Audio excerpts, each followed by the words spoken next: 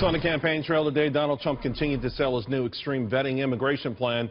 He just introduced it this week, yesterday, of course. So the question is, how does it differ in substance from what the administration is already doing? Here to help break it all down, former Arizona Governor Jan Brewer and Trump campaign foreign policy advisor Carter Page. Carter, before I get to you, I want to go to the governor because you passed an immigration law that had a lot of teeth to it. Now, of course, the Supreme Court pulled some of that teeth, but you saw the need to be a lot tougher on immigration than the rest of the country, or at least the administration have been. Well, unfortunately for our country, President Obama is not concerned about our security. Absolutely. Didn't help Arizona or the United States of America at all with our borders. Bottom line, Charles, is that he has never even been to our border to see what was going on. And I might say that I think I probably know a little bit more about our border situation than he does. He doesn't care, and we need a fighter. We need a fighter that's going to stand up and protect the people of the United States. And certainly now with what's going on in the Middle East and with the radical Islamic terrorists, I was thrilled yesterday when I heard his proposal of extreme vetting. It's time to pick it up and get the job done. Keep us safe. That's a nice mantra. Keep us safe. We could say that all night long. Let's talk exactly, though, Carter, how this works, okay? Because the audience is, right now, the current plan, at least according to the White House, is the screening process begins by collecting ID documentation, bio data, name, address, biometrics, and then, you know, starting to take these things, put them into an application form, looking at security checks, and then, of course, they go through all the security agencies. They say the FBI, the Department of Homeland Security, State Department, then the DHS does interviews from there, biometric screening, medical checks, cultural orientation. It seems like a pretty comprehensive list. So what could you add to this to make it extreme?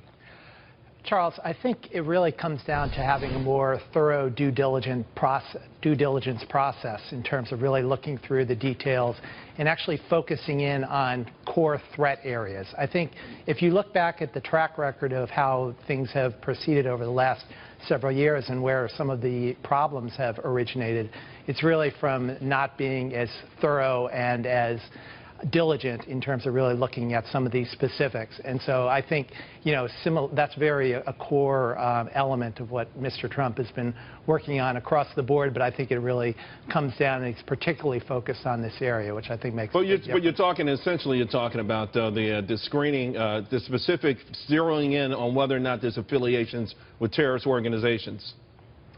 Right, absolutely. I think there's a lot of continued focus on some of these areas where the greatest threats is. Listen, I've spent a lot of time in the Gulf Cooperation Council countries over the last several years, and I know this is a core threat. And again, as he mentioned, there's a lot of similarities and, you know, shared values that I think can be built upon more effectively than what we've seen recently. So I think there's, you know, we're only getting started here, and I think there's a lot more that can be done in terms both on a diplomatic level but also here at home.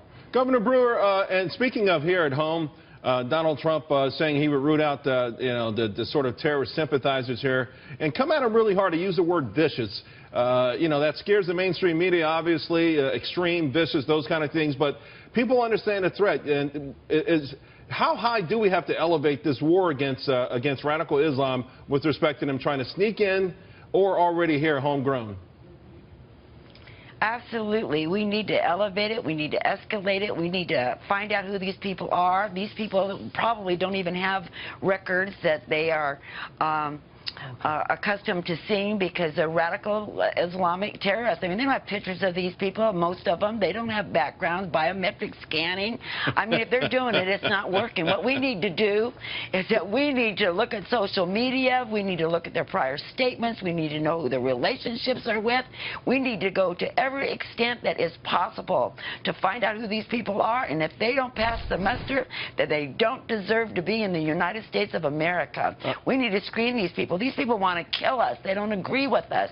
And as you know, Charles, or we should all know, that the Supreme Court ruled that the President of the United States could deny entry into our country if he felt that they posed a national threat. Well, hey, You know, if you have any inclination, well, then keep them out of here. We don't want them. We don't want radical Islamic terrorists in our country, period. So how long do you think, right now they say the vetting process is up to 2 years. Some people say that's BS, but that's the official statement. How much longer does this make it, and what do you think, like, you know, you talked about updating it. You know, how exactly will this work, Carter? Charles, I think it really comes down to working with our partners. You know, obviously, Governor Brewer had some great experience on the state level, and also there's a lot of similar examples on the local level, and it's creating a much tighter, more integrated web across all levels of government. So I think that's a key element. But I think, you know, again, this is a very high priority for Mr. Trump. Absolutely. And trying to make it as fast and efficient as possible. Terrorism ranks up there number 1 or number 2 with respect to what people are worried about right now. Thanks a lot, Carter. And, of course, we need to point out, coming to America is not the right of someone who's not an American. Thanks a lot again, Governor Brewer. Appreciate it.